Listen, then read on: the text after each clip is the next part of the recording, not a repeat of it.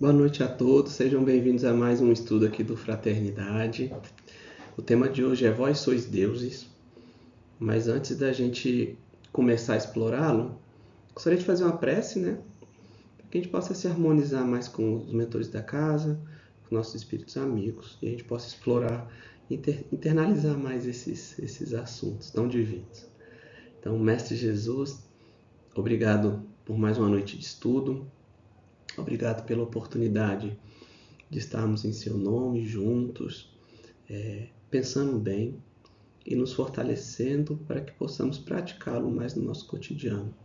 Sabemos das nossas imperfeições, dos momentos de falhas, mas que a gente saia daqui fortalecido, com mais vontade de acertar e com a chance de sermos exemplo e fazermos a diferença no mundo.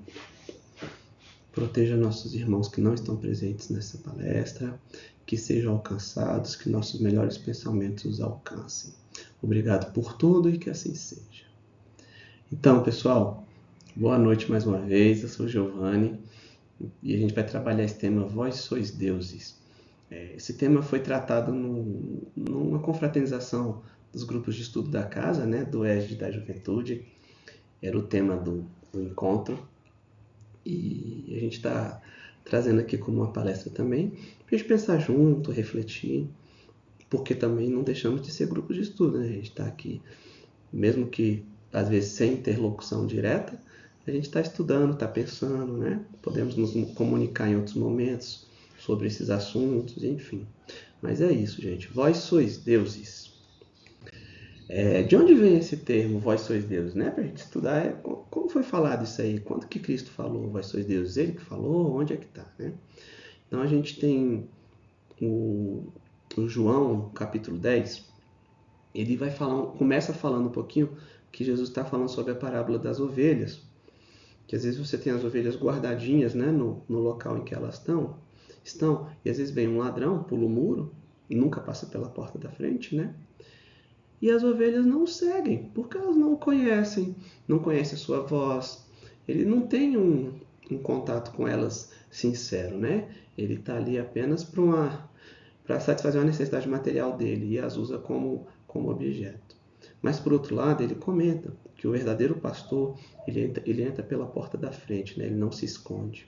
Ele se expõe, ele conhece cada uma dessas ovelhas e elas o reconhecem pela voz e o seguem cegamente, né? Porque nele confiam. Então, no fundo, a gente está vendo ali que ele está fazendo uma super crítica, né, aos falsos profetas, aqueles que utilizam de forma má da fé, se dizendo conduzir outras ovelhas, né, outras pessoas, mas só tem interesses próprios, né? Então, esse tipo de discurso de Jesus, ele incomodava muito ali alguns judeus da época, né? Aqueles que eram os senhores da lei, fariseus, que ficavam descontentes com as verdades que Jesus trazia e que de fato colocava em xeque as condutas deles, né? Que eram muito visuais, eram muito para o mundo exterior, mas internamente eles não pensavam isso. Então eles vão atrás de Jesus e começam a inquiri-lo. O tempo todo eles estão buscando um meio de pegar Jesus em contradição e puni-lo, né? E normalmente a punição naquela época era pedrada, né? Apedrejamento, se matava as pessoas.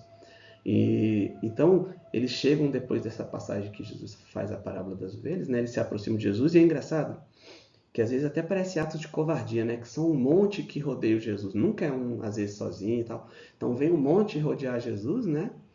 E aí ele fala, se você é o Cristo, se você é esse Messias que tanto diz, fala abertamente. O que eles queriam? Que ele falasse porque ia achar alguma coisa para puni-lo, né? E Jesus não fala diretamente, eu sou o Cristo. Ele fala, as obras que eu faço em nome de meu Pai, essas já fazem testemunho do que eu sou. Né? E aí ele ainda com emenda, eu e meu pai somos um só, né? Eu e meu pai somos um. Aí os judeus eles ficam, né? Já pegam as pedras para apedrejar Jesus, né? E aí Jesus pergunta, poxa, mas eu tenho mostrado tantas obras que eu faço de acordo com a vontade do meu pai, né? Aqueles que eu salvo em nome do Pai, o bem que eu faço em nome do Pai, as minhas obras mesmo são em nome do Pai. Por que vocês querem me apedrejar? Aí eles falam, não, porque sendo você um homem, você se faz Deus a ti mesmo. Então o motivo que a gente quer te apedrejar é porque você faz a vontade de Deus aqui. Olha, às vezes, as incoerências, né? Eu não estou te punindo pelo bem que você faz, eu estou te punindo porque você diz que é Deus. Se faz Deus, né? E de fato, e aí sim ele fala, uai, mas vocês estudam tanto, e havia um salmo, né?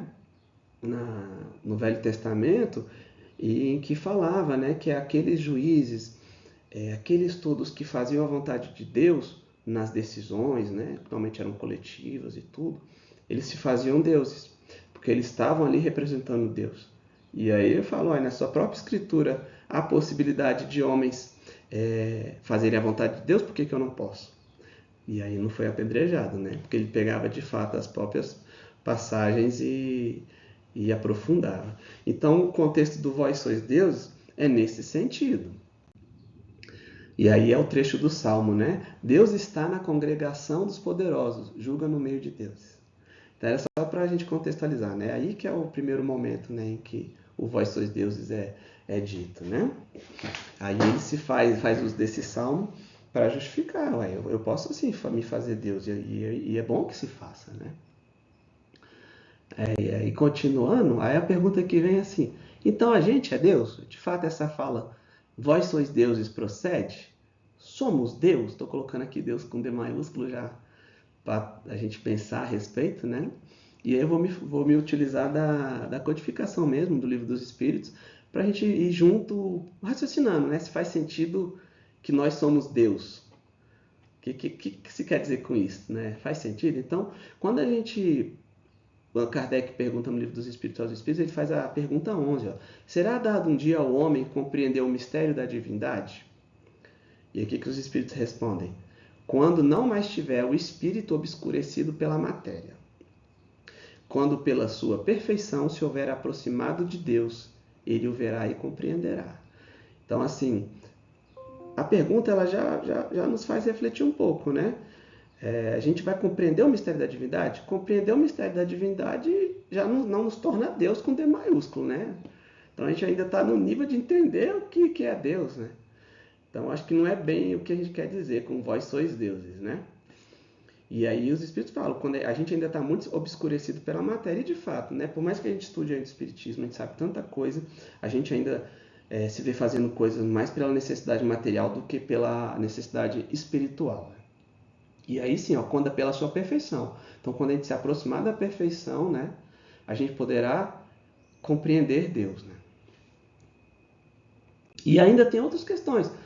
O Livro dos Espíritos, gente, ele tenta... Eu acho isso muito legal, porque assim, a gente não vai entender, como já foi dito ali, a natureza íntima de Deus. Mas ele tenta usar argumentos racionais e que a gente tem para tentar entender um pouquinho mais de Deus, né? Que ele traz algumas características de Deus, que a gente pode entender como Deus sendo eterno, porque ele não teve começo e nem vai ter fim, que é o nosso caso. É o nosso caso, a gente pode ser esse Deus que não teve começo nem fim. A gente foi criado em algum momento. Então a gente já tem um começo, então a gente já não satisfaz esse critério de ser o Deus com D maiúsculo, né?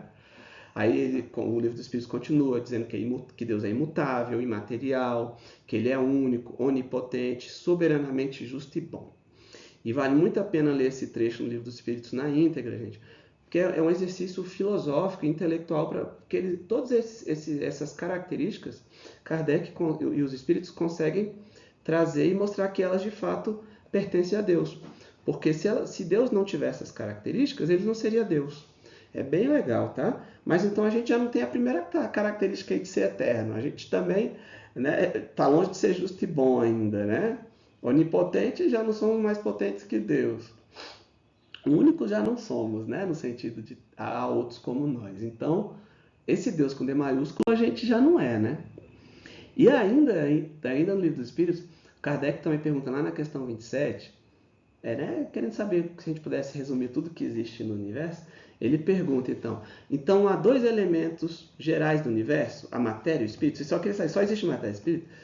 Aí os espíritos falam, sim, mas acima de tudo Deus o Criador, o Pai de todas as coisas. Então a gente tem Deus com D maiúsculo, as letras são detalhes que a gente tem que prestar muita atenção, até se é maiúsculo ou minúsculo, tá, gente? Então, Deus, Espírito e Matéria. constitui o princípio de tudo que existe, a Trindade universal. Então o Espiritismo vai trazer esse conceito de Trindade universal, que tudo que existe, tudo que a gente pensar, pode ser resumido a Deus, ou é Espírito, e aqui Espírito com E minúsculo, porque a gente está falando em princípio espiritual. A gente vai ver na doutrina espírita que a gente, seres humanos, que já temos livre-arbítrio, que já somos responsáveis pelas nossas decisões, pelas nossas escolhas, nós somos, você vai ver no livro dos Espíritos, que vai estar se referindo a gente como E maiúsculo, né? Então, quando tiver Espírito com E maiúsculo lá, a gente está pensando em individualidade. Quando tiver Espírito com E minúsculo, é tudo aquilo que não é material e não é Deus, né? Então, é a natureza espiritual das coisas. E é isso que é a Trindade Universal. Tem até um diagrama, acho sempre legal trazer nas palestras e tudo, que a Trindade tão universal, ela é constituída por Deus acima de tudo, o princípio espiritual e o princípio material. E permeando esse vácuo aí, a gente tem o fluido cósmico universal, né? Que está mais ligado à parte material, que alguns chamam de hausto divino, que é onde os espíritos superiores, esse fluido cósmico, eles manipulam para criar outras coisas que a gente vai ver mais para frente. Eu vou deixar mais para frente aí. Mas então é tudo isso. Então, esse Deus com D maiúsculo não faz sentido, né? Quando fala vós sois deuses, não é deuses com D maiúsculo, né? Se a gente reparar, essa passagem ela tem um D minúsculo. Vós sois deuses, né? E aí a gente pergunta, então tá, somos deuses mesmo? No sentido literal, não. O que quer dizer com vós sois deuses? É que nós somos perfectíveis, né? A gente está fadado a evoluir, a nos tornarmos mais perfeitos, né? Mas essa perfeição vai ser sempre relativa, porque perfeito de fato é Deus, mas a gente sempre vai estar evoluindo. E aí a gente pensa, né? Somos mesmos deuses? E algumas dicas de que somos, que a gente às vezes, a gente se cobra tanto, se pune tanto, porque a gente às vezes falha, né? Nos propósitos. Então a gente está aqui às vezes dando uma palestra ou trabalhando no centro. E no nosso dia a dia a gente é incoerente, né? A gente não é resignado, a gente pode reclamar, ficar chateado com o próximo, não perdoar. E a gente fala, então que Deus é esse? Deus de meia tigela? Mas é isso, a gente está num processo. E o convite aqui nesse estudo é que a gente possa refletir sim, que há muito de Deus na gente e que a gente pode sim, cada vez nos tornarmos mais próximos à divindade. Então vamos lá, umas diquinhas de que somos deuses, né? Então, na Gênesis, o que se faz? Então, disse Deus, façamos o homem à nossa imagem, conforme a nossa semelhança. Domine sobre os peixes do mar, sobre as aves do céu, sobre os grandes animais de toda a terra e sobre todos os pequenos animais que se movem rente ao chão. Então, fomos feitos à imagem e semelhança de Deus. Se a gente pega isso literal, aí vem a pintura do começo, né? O Deus como um homem mais velho, mais forte que a gente, mas sempre com as feições humanas, né? A gente não consegue entender a natureza divina. Mas se a gente pega literal, é isso. Mas o que diz façamos o homem à nossa imagem? É que há algo de divino na gente. A gente tem Deus em nós, né? E a gente vai ver outras dicas que fortalecem isso. E além disso, a gente está sobre todos os outros reinos da Terra, né? Então a gente deveria usar com sabedoria a nossa mãe natureza, respeitar os animais, as vegetações, os minerais, tudo isso a gente deveria dominá-los, né? Mas não dominar de fazer mal, mas de cuidar como um irmão mais velho, como alguém mais à frente, né? Mais uma dica de que somos deuses. No livro dos Espíritos também. Tem muita coisa no livro dos Espíritos que a gente às vezes explora pouco, já quer ir para as outras obras, né? Que é importante também, mas tem muita coisa no livro dos Espíritos que a gente deve nos atentar. Onde está escrita a lei de Deus? Simples, direto. Na consciência. Então você quer quer uma prova mais cabal de que nós somos deuses, somos divinos? De que ter a lei divina na nossa consciência? Aí a gente pode falar, não está na nossa consciência não, eu faço besteira direto. Mas quando a gente faz besteira, a gente não revê nossos atos, a gente depois, com calma, com menos sangue quente, a gente não observa que a gente agiu errado, podia ter agido melhor, mesmo que ninguém fale isso pra gente. A gente tem essa consciência. Então, a nossa divindade está aí, a assinatura divina está na gente. E aí, como a gente diz, né? Filho de peixe, peixinho é, né? Filho de Deus, Deusinho é. Mas de peixe não, porque diz que a gente está acima dos peixes ali na Gênesis. Mas brincadeiras à parte, sim. Fomos criados por Deus, temos algo divino na gente. Né? E a gente está sujeito à perfeição, né? A gente está no caminho dela. E, de fato, né, veja Jesus em Mateus lá, sede, pois, vós outros perfeitos, como perfeito é o vosso Pai Celestial. Então, a gente pode galgar, assim, esse caminho rumo à perfeição. Sempre relativa, mas rumo à perfeição. A gente pode. Jesus veio aqui mostrar isso pra gente, né? A gente pode. Ele exemplificou. Então ele de fato foi o bom pastor lá da parábola das ovelhas. Ele mostrou para as ovelhas, né? Pode confiar em mim, eu vou atrás de todas. Eu estou aqui, vocês conhecem minha voz, eu vou mostrar o caminho. E a gente pode ser isso. E se a gente agora pegar um lado mais científico, e eu acho importante a gente fazer isso, a gente vai ter a obra de André Luiz, que é Evolução em Dois Mundos. E em Evoluções em Dois Mundos ele vai falar sobre os co-criadores em plano maior. Gente, o que é isso? Existem espíritos tão evoluídos, e Jesus é um deles. Não sei se todo mundo aqui já ouviu falar em A Caminho da Luz. É um livro muito legal. Está atribuído, a gente tá de Emmanuel, né? Psicografado por Chico. Vale a pena demais a gente ler. E é curtinho, inclusive, mas ele vai falar um pouco sobre a criação da Terra e a evolução do planeta. Então, como foi habitado o planeta, quem que habitou, né? Quem eram os homens das cavernas, quais foram as primeiras civilizações. Não vou dar spoiler aqui, mas procurem alguma palestra sobre o Caminho da Luz ou leiam o livro mesmo. Eu recomendo ler o livro, tem em PDF. Mas, de todo modo, André Luiz vem falar dos co-criadores de plano maior. E o que são esses co-criadores?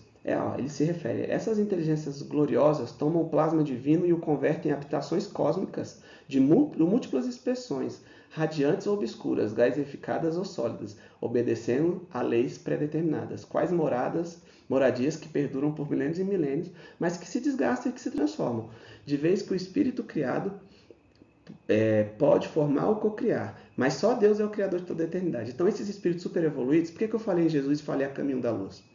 Porque a Caminho da Luz vai mostrar a criação da Terra, em que Jesus e outros espíritos do nível dele, né, de nível crístico, participaram, conduziram o processo de criação do planeta Terra. Desde a distância dele ao Sol, a inclinação, como seria. Então, existiam espíritos por trás disso. Deus não criou diretamente o planeta. Já nos delegou como seres pensantes, e à medida que ele vai evoluindo, a gente tem mais liberdade para usar o fluido cósmico, né, nessa criação.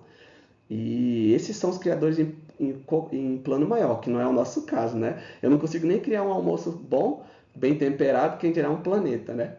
Mas ainda existe esperança pra gente. O André Luiz vai falar em co-criadores em plano menor, que aí a gente se encaixa. A gente cocria em plano menor, a gente nem percebe. Quando Kardec, lá na pergunta 87 do Livro dos Espíritos, fala sobre o que constitui o perispírito, né?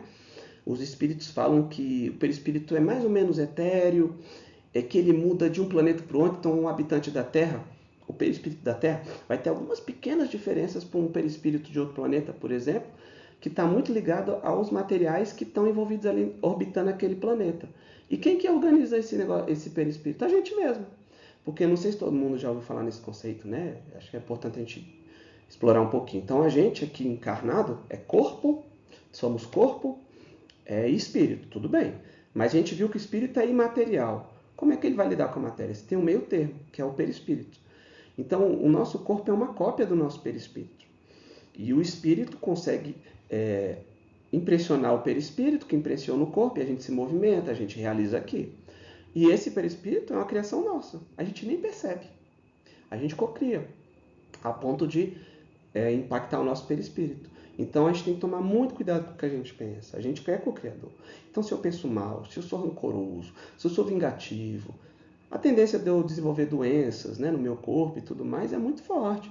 Porque eu estou manipulando esses fluidos pesados e estão impactando no meu perispírito. E tudo isso vai fazer. Então eu estou co-criando, né?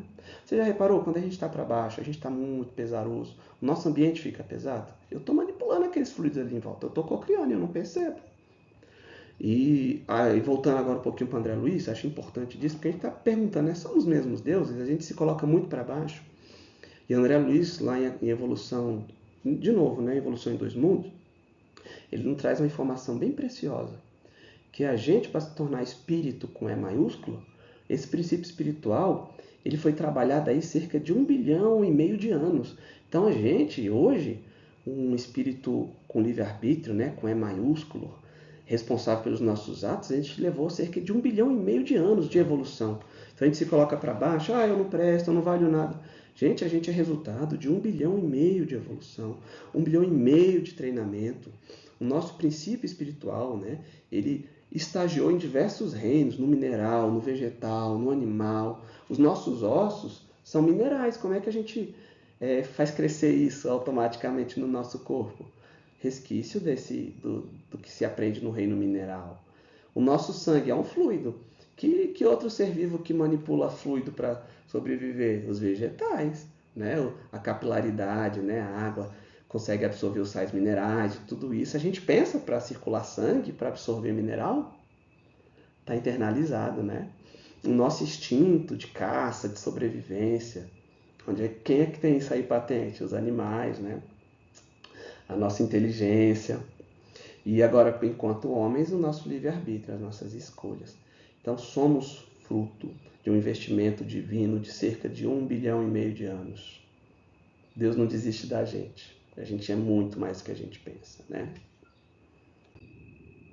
E André Luiz, de novo, vai suscitar essa questão de que, mais uma dica de que somos deuses. Quando a gente leu Evolução em Dois Mundos também, ele dá a entender que as células, né, que formam o nosso corpo, a gente tem milhões delas, não sei, saberia dizer quantas, mas são milhões, mais que milhões às vezes.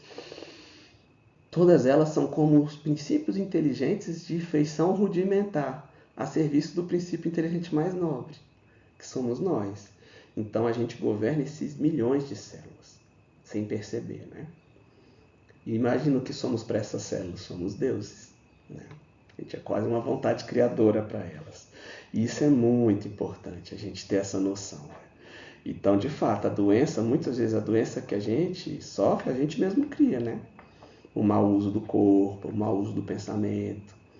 Então, a mesma coisa, a gente pode também, aos pouquinhos, nos curar, né? Com boas vibrações. Claro que sempre vai precisar do cuidado médico, a gente tem que trabalhar a nossa intelectualidade, né? O que o mundo evoluiu, a gente não pode jogar fora. Mas o nosso pensamento contribui muito. Então, sim, podemos falar, somos deuses, sim. Relativos, sim. Mas a gente é Deus, alta de prova aí, né? E aí eu trouxe aqui para brincar, lá no dia do estudo até falei, cara, eu não consigo entender como que esse cara aqui, que é o Thor, tem 1,5 bilhão de evolução, né? E eu, deve ter menos, né? Porque comparar aqui, as meninas falaram, já vai estar difícil de competir, né? Esse é uma evolução de 1,5 bilhão, né? A gente sabe que no espiritismo a aparência não quer dizer tudo, né? Pelo contrário, é o que a gente é por dentro que está valendo. Mas por que eu trouxe ele, né? Então aqui são dois deuses nórdicos, eles interpretam, né? O Thor e o Loki. O Thor está na nossa esquerda, o Loki à direita. E o que chama a atenção é que o Loki é o deus da trapaça. E via de regra nas histórias, o Loki é egoísta, sempre manipula os outros para os seus próprios prazeres, para o seu próprio ganho. E eles estão trabalhando junto nesse filme, e o Thor fala para o Loki, Loki, você é um deus, Loki. Você pode tanto. Por que você escolhe ser tão pouco? E eu acho que essa reflexão é que a gente precisa trazer para cá, sabe? Nós somos frutos de 1,5 bilhão de evolução. Somos criados por Deus. A gente pode influenciar o pensamento dos que estão à nossa volta. A gente já evoluiu tanto no planeta. A gente pode ser tanto. E por que a gente escolhe ser tão pouco? Então, quando a gente fala vós sois deuses, essa reflexão ela não pode passar batido, né? Tem algo de divinal em mim. E que tal a gente escolher ser mais, né? Como é que a gente faz isso? Como é que a gente pode ser mais? Como é que a gente pode bem viver essa divindade, né? Quando a gente pega a água do mar, a gente sente aquele salgadinho, sabe que aquela água é do mar. A mesma coisa de Deus, né? Se a gente se pensar como uma xícara ali, pegando sempre essa essência divina, a gente tem um temperinho divino dentro. Como é que a gente pode bem viver essa divindade? E a própria codificação, Kardec traz no livro Céu e Inferno, e eu estou compartilhando aqui bem resumidamente, lá no capítulo dos Espíritos Felizes, porque o Céu e o Inferno, ele vai desmistificar o Céu e o Inferno, né? Vai trazer a ideia de que não existe um céu com nuvem, anjinhos tocando harpa, nem um inferno com labaredas e o diabo com tridente para nos espetar, né? O Céu e o Inferno está muito ligado ao nosso, digamos, estado mental. E naturalmente a Deus se faz presente na nossa consciência e a gente sabe a lei divina. Então eu sei se numa encarnação eu consegui cumprir aquilo ou não. E aí às vezes a gente vai se culpar, e às vezes eu tive tanta chance de fazer o bem e não o fiz, naturalmente quando eu desencarno e vejo que eu desperdicei, eu estou vivendo o inferno ali naquele momento, né? Ao mesmo tempo, se eu conseguir usar as ferramentas que foram me dadas numa encarnação para melhorar as pessoas, para ouvi-las, para tratar com dignidade todo mundo, eu tenho certeza que a gente vai chegar do lado de lá e vai sentir essa vibração boa. Poxa, eu fiz um bem que eu podia ter feito. Podia ter feito mais? Às vezes sim. Mas a gente fez. Então aquilo está no céu. E nesse capítulo dos Espíritos Felizes a gente vai encontrar várias histórias de pessoas comuns, né? Às vezes com pseudônimos ali, mas outros casos que foram de pessoas da sociedade parisiense, né, de espiritismo, que conheciam e tal, mas eram pessoas comuns acima de tudo e que fizeram o bem que podiam e desfrutaram dessa felicidade. Então eu recomendo essa parte. Vou compartilhar com vocês só um caso que é da Condessa de Paula, né? Era uma jovem muito rica. Ela faleceu com 36 anos e ela nunca atrasou uma possibilidade de fazer o bem, ela nunca deixou de lado. Então, por ser rica, né? Às vezes ela tratava da casa sempre privilegiando a economia para que o dinheiro que pudesse sobrar ela pudesse ajudar os outros. Então ela ia fazer doações, ela ia escutar as pessoas, fazia todo o bem possível. Faleceu com 36 anos. E nas comunicações, né, que o Céu e o Inferno mostra quanto ela diz que sente uma felicidade profunda por ter feito o bem com o suor do trabalho dela, com esforço, né? E isso eu acho que fica pra gente. A gente, às vezes, não precisa ser rico para fazer o bem, né? Então, às vezes eu posso escutar um colega do trabalho, eu posso tolerar uma pessoa que às vezes eu acho antipática e começar a vê-la com outra forma, né? É um exercício interessante. Você vai ver lá, tem pessoas que não tinham nem riqueza nesse capítulo e que também alcançaram essa felicidade. Só de pensar o bem, só de poupar, ficar dividindo dor, reclamação com o próximo. Então tá ao nosso alcance, né? A gente precisa sempre se lembrar disso. E aqui tem a gente está comemorando 60 anos do Fraternidade, né? E não adianta, sempre a gente vai se emocionar. Porque pelo Fraternidade passaram deuses, com D minúsculo, né? E essa frase de Isaac Newton, ela é muito forte. Se eu vi mais longe, foi por estar sobre o ombro de gigantes, né? E hoje, se a gente está podendo estudar virtualmente, à distância, com essa estrutura toda que o Fraternidade dispõe, a gente também se assentou no ombro de outros gigantes que aqui tiveram e faz questão de homenageá-los.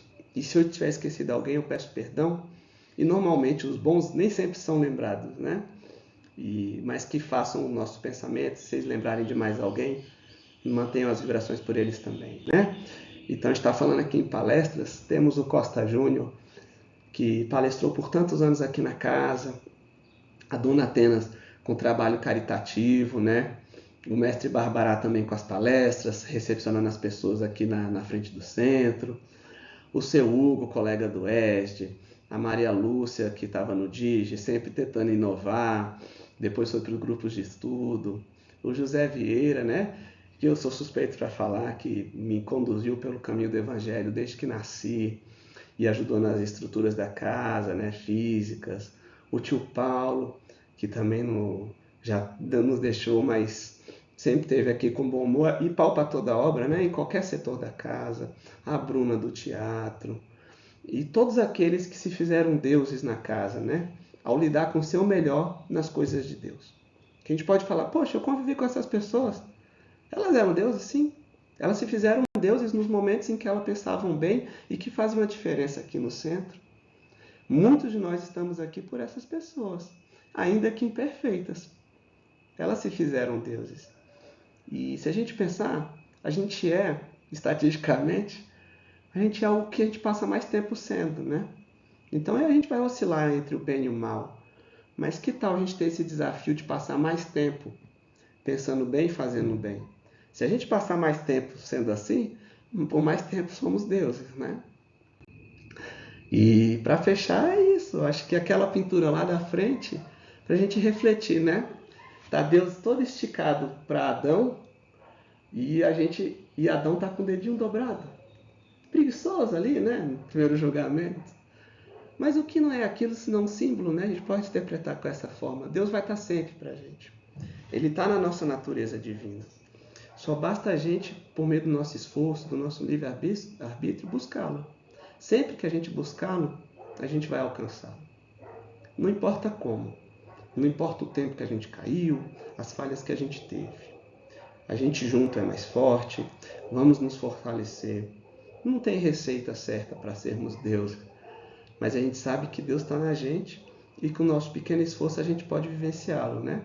Seja adorando as coisas que Ele faz, vendo o entardecer bonito e sabendo que aquilo é criação dele e não nossa, e agradecendo por isso, agradecendo pela nossa vida, zelando pelo nosso corpo, pelos bons hábitos, respeitando o próximo, tolerando aquele irmão que a gente acha difícil, mas não estourando, não partindo para agressão.